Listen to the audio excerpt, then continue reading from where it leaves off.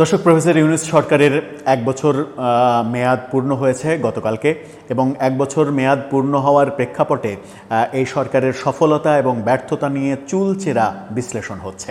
সংবাদপত্রগুলোও চুলচেরা বিশ্লেষণ করছে, বিশ্লেষকরা নানাভাবে তাদের মতামত জানাচ্ছে এবং নানাভাবে সামাজিক যোগাযোগ মাধ্যমে, চায়ের টেবিলে, বহু জায়গায় আলোচনা হচ্ছে যে এই সরকার আদতে কোন জায়গায় সফল হলো, কোন কোন জায়গায় ব্যর্থ হলো। এই সরকারের সফলতার দিক আদৌ আছে কি না, নাকি পুরোটাই ব্যর্থতার দিক, নাকি সরকারের ভাষ্যমতে পুরোটাই সফলতার দিক, সেটা বিশ্লেষণ যেমন আমরা করছি, সামাজিক যোগাযোগ মাধ্যমে লেখালেখি হচ্ছে, গণমাধ্যমেও হচ্ছে এবং বিবিসি বাংলা এটাকে নিয়ে বেশ কার্যকর একটা প্রতিবেদন তৈরি করেছে। সরকারের কোন সেক্টরে সফলতা আছে এবং কোন কোন সেক্টরে সরকার পুরোপুরি ব্যর্থ হয়েছে, সেই বিশ্লেষণ যদি আমরা আমলে নিই তাহলে দেখা যাচ্ছে যে সরকারের একটা সেক্টরে শুধুমাত্র সফলতার গল্প তারা বলছে, বাকি সব ক্ষেত্রেই সরকার ব্যর্থ হয়েছে। সেই সফল দিকটা কোনটা আর ব্যর্থতার দিক কোনগুলো,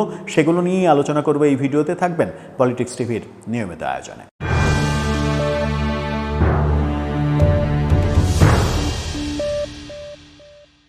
দর্শক, পলিটিক্স টিভির নিয়মিত ভিডিওগুলো স্পন্সর করছে প্রজাপতি.টিভি, নতুন ওটিটি প্ল্যাটফর্ম। আপনারা চাইলে ইউটিউবে, ফেসবুকে, ইনস্টাগ্রামে, টিকটকে দেখে নিতে পারেন। ডেসক্রিপশন বক্সে লিঙ্ক দেওয়া থাকবে, সেখান থেকেও আপনারা দেখে নিতে পারেন প্রজাপতির কার্যক্রম। চলে যাচ্ছি মূল ভিডিওতে। বলছিলাম সরকারের সফলতা এবং ব্যর্থতার কথা। সফলতা এবং ব্যর্থতার গল্প আমরা বলবো। তার আগে বিবিসি এটাকে নিয়ে শিরোনামটা কী করলো সেটা একটু দেখে নিই। তারা বলছে অন্তর্বর্তীকালীন সরকারের এক বছরে ব্যর্থতা এবং সফলতা কোথায়। সেখানে তারা ছবি ব্যবহার করেছে। প্রফেসর ইউনূস মহামান্য রাষ্ট্রপতির কাছে শপথ নিচ্ছিলেন এক বছর আগে, যে ছবিটা, সেই ছবিটা। সেখানে বলা হচ্ছে যে সরকারের এক বছরের সফলতা ব্যর্থতায় আলোচনায় প্রাধান্য পাচ্ছে অর্থনীতি, বিচার ব্যবস্থা এবং মব ভায়োলেন্সের মতো ইস্যুগুলো। সেখানেই অন্তর্বর্তীকালীন সরকারের সবথেকে বড় সফলতা কী প্রশ্নে অর্থনীতিতে ব্যাংক, বাজার, রিজার্ভ সহ সার্বিক পরিস্থিতি সরকার সামাল দিতে পেরেছে, সেটাকেই সফলতা হিসেবে দেখা হচ্ছে। বাকি সব ক্ষেত্রেই সরকার ব্যর্থ হয়েছে এমনটাই বলা হচ্ছে। আইনশৃঙ্খলা পরিস্থিতি, মব ভায়োলেন্স, মৌলিক সংস্কার, এমনকি বিচার প্রক্রিয়ার কিছু বিষয়ে সরকারের ভূমিকা, বিচারালয়ের অনেক কিছুর ব্যাপারে ভূমিকা, এমন ভূমিকা নিয়ে সমালোচকরা বিশ্লেষণ করেছেন এবং সেই বিশ্লেষণে যেটা দেখা যাচ্ছে তারা অর্থনীতির স্থিতিশীলতার কথা বলছে। অর্থাৎ যে অর্থনীতি বিগত সরকার রেখে গিয়েছিল, বিভিন্ন বিশ্লেষকের মতে একটা ভঙ্গুর অর্থনীতি, কিন্তু এই সরকারের আমলে সেই অর্থনীতির অবনমন হয়নি, অর্থনীতি আরও ভঙ্গুর পর্যায়ে যায়নি, একটা স্টেবল অবস্থায় এই সরকার রাখতে পেরেছে। বাজেটে ঘাটতির যে বাজেট ঘাটতি কমানো, সেই বাজেট ঘাটতি কমানোর ব্যাপারে উদ্যোগ, বিদেশি রেমিটেন্স, ব্যাংকের রিজার্ভ, সেই ব্যাপারে সরকার আগের মতো কিংবা আগের চাইতে একটু ভালো অবস্থান গড়তে পেরেছে। অর্থাৎ অর্থনৈতিক দিকে মোটা দাগে সরকার সফল হয়েছে এমনটা বলা হচ্ছে। কিন্তু ব্যর্থতার জায়গা কোনটা? বিচার এবং সংস্কার। বিচার এবং সংস্কার বিষয়ে যেটা বলা হচ্ছে যে বিচারের আয়োজন করা হয়েছে, সেই বিচারে অনেক খামতি রয়েছে, অনেক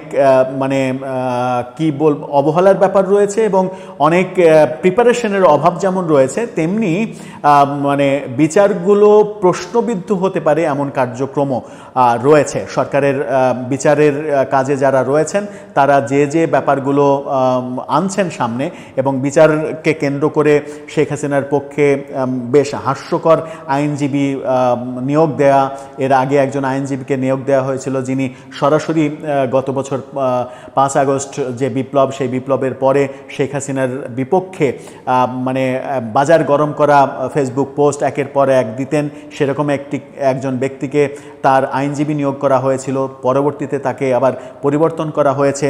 সংস্কারের ব্যাপার যেটা বলা হচ্ছে যে সংস্কার নিয়ে অনেক কথা হচ্ছে ঠিকই, সংস্কারের আয়োজন করা হয়েছে ঠিকই, কিন্তু সংস্কার নিয়ে রাজনৈতিক দলগুলোর সঙ্গে ঐক্যমতের ব্যাপারে যেতে পারেনি সরকার। প্রথমে বলা হয়েছিল হয়েছিল যে যে বিষয়ে ঐক্যমত্য হবে সেগুলো নিয়েই সামনে এগোবে, কিন্তু এখন নতুন করে বিতর্ক উঠেছে যে নোট অফ ডিসেন্ট, অর্থাৎ ঐক্যমত্য না হলেও সেখানে কার আপত্তি, কার সমালোচনা, সেগুলো নোট করে রেখে সেইগুলো সনদ, জাতীয় সনদ হিসেবে তারা সামনে আনতে চায়। সেখানেই বিতর্ক তৈরি হয়েছে। এবং বিচার মানে শেখ হাসিনার বিচার না, বিচার বিভাগে সরকারের হস্তক্ষেপের ব্যাপারটাও নানা দিকে আলোচিত হচ্ছে। বিচার বিভাগে হস্তক্ষেপ, যেমন সম্প্রতি আমরা গত 10 জুলাই দেখেছি যে 18 জন বিচারককে বাধ্যতামূলক অবসর দেওয়া হয়েছে। সরকারি চাকরিবিধি 2018 অনুসারে যে চাকরিবিধি অনুসারে তাদেরকে বাধ্যতামূলক অবসর দেওয়া হয়েছে, সেই চাকরিবিধিরই 3 নম্বর বিধিতে বলা হয়েছে যে এই বিধান বিচারালয়, সুপ্রিম কোর্ট এইসব জায়গায় কার্যকর হবে না। সুতরাং একটা বেআইনি কাজ করেছে। বেআইনি কাজ করার মাধ্যমে বিচার বিভাগকে কন্ট্রোল করা কিংবা বিচারকদের মাঝে একটা বার্তা দেয়া যে সরকারের পক্ষে অবস্থান রাখতে হবে, এরকম আলোচনা রয়েছে। গত পরশুদিন ভারতের নিউয়েস্ট নিউজ এই পত্রিকায় বলা হয়েছে যে বিচার বিভাগে হস্তক্ষেপ করে মৃত্যুদণ্ডপ্রাপ্ত আসামিকে খালাস দেওয়া হয়েছে, বেকসুর খালাস দেওয়া হয়েছে, সেখানে মার্কিন হস্তক্ষেপের ঘটনা ঘটেছে, এরকম নানা সমালোচনা সরকারের বিরুদ্ধে রয়েছে। আইনশৃঙ্খলার অবনতি এবং মব ভায়োলেন্স নিয়ে, আইনশৃঙ্খলা পরিস্থিতি নিয়ে সরকার একেবারেই ব্যর্থ হয়েছে। কোনো কিছু নিয়ন্ত্রণ করতে পারেনি। কোথাও মবকে জাস্টিফাই করার চেষ্টা করেছে সরকারের বিভিন্ন স্টেক হোল্ডার, সরকারের নিয়োগ করা কর্মকর্তারা এই মবের পক্ষে কথা বলেছে। মবকে তারা প্রেশার গ্রুপ হিসেবে দেখেছে। কখনো তারাই যখন সেই মবের শিকার হয়েছে তখন সেটা নিয়ে আর কোনো কথা বলেনি। এমন কথাও বলা হয়েছে যারা মব করে তারাই বরং প্রফেসর ইউনূস সরকারের উপরে মব করছে, এরকম তত্ত্ব সামনে আনার চেষ্টা করা হয়েছে।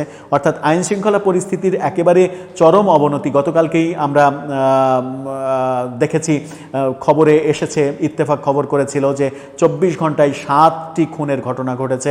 সাংবাদিকরা নিরাপদ নয়। গাজীপুরে সাংবাদিককে কুপিয়ে জবাই করে হত্যা করা হয়েছে। গণমাধ্যমের স্বাধীনতা নিয়ে কথা হচ্ছে। গণমাধ্যমের স্বাধীনতা এই সরকারের আমলে নাই। 266 জন সাংবাদিকের অ্যাক্রিডিটেশন কার্ড বাতিল করা হয়েছে। বহু সাংবাদিককে মিথ্যা হত্যা মামলায় জড়িত করা হয়েছে। বহু সাংবাদিককে বিভিন্ন গণমাধ্যমে টক শোতে পর্যন্ত ডাকার সাহস পাচ্ছে না গণমাধ্যমগুলো। নোয়াব থেকে, সংবাদপত্র মালিক সমিতি থেকে সংবাদ মাধ্যমের স্বাধীনতা নেই বলে দাবি করা হয়েছে। সাংবাদিকরা নিরাপদ নয়, সাংবাদিকরা প্রাণ খুলে কথা বলতে পারছে না, সরকার তাদের উপরে চাপিয়ে দিচ্ছে। একজন উপদেষ্টাকে প্রশ্ন করার জেরে 3 জন সাংবাদিকের চাকরি চলে গেছে, এরকম ঘটনাগুলো আমরা দেখেছি। এবং সেই কারণেই গণমাধ্যমের স্বাধীনতা নিয়েও প্রশ্ন উঠেছে। অর্থাৎ যে গুরুত্বপূর্ণ বিষয়, অর্থনীতি ছাড়া যে গুরুত্বপূর্ণ বিষয় রয়েছে সরকারের কর্মকাণ্ডের মধ্যে, সেই সব ক্ষেত্রেই সরকারের ব্যর্থতার কথা বলছে বিবিসির এই প্রতিবেদন। এবং বিভিন্ন বিশ্লেষকদের সঙ্গে কথা বলে তারা সরকারের 1 বছরের যে পোস্টমর্টম করেছে তাতে অর্থনৈতিক ক্ষেত্রে সরকার বিপর্যয়ের মধ্যে পড়েনি, অর্থনৈতিক স্থিতাবস্থা তৈরি হয়েছে, অর্থনীতি ভেঙে পড়েনি। সেই ক্ষেত্রেই সফলতা, সেইটুকুকেই সফলতা বলছে, বাকি সব ক্ষেত্রেই ব্যর্থতার ইতিহাসটাই উঠে আসছে। তাতে করে সরকারের অবস্থান কি পাল্টাবে? এই সব প্রতিবেদন কি সরকারের অবস্থানকে টলাতে পারবে, নড়াতে পারবে, নাকি সরকার আগের অবস্থানেই থাকবে? সেটা একটা বড় প্রশ্ন। দর্শক, আপনার কি মনে হয়, সরকার কি নিজেকে বদলাতে চাইবে, শুধরাতে চাইবে? আপনার মতামত জানিয়ে লিখতে পারেন আমাদের কমেন্ট বক্সে।